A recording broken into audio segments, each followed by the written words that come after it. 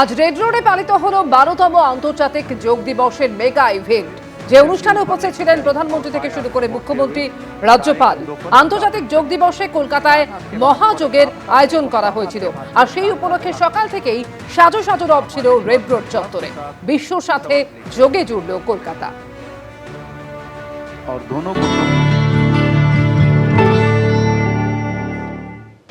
দেখুন, এটা তো প্রাচীন যুগ থেকে যোগাড়া চলে আসে, যেটা প্রাচীন ভারতের এক প্রকার বলতে পারে চিকিৎসা বিজ্ঞান ছিল। আজকে সেটা দীর্ঘদিন যাবৎ পশ্চিমবঙ্গে বাম জমানায় হয়নি, তৃণমূল জমানায় হয়নি।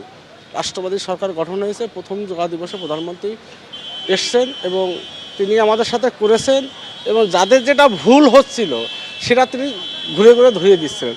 এতে বড় প্রাপ্তি আর কি হতে পারে? এত বড় একটা লিডার, বিশ্বকে যে আজকে 130টা দেশে যোগা হচ্ছে, যার নেতৃত্বে বিশ্বকে সে যোগা পথ দেখাচ্ছে, সেই নেতা আজকে কলকাতার বুকে এসে, তিলোত্তমা কলকাতার বুকে এসে আজকে সে আমাদেরকে শেখাচ্ছে, হাতে ধরে দেখিয়ে দিচ্ছে।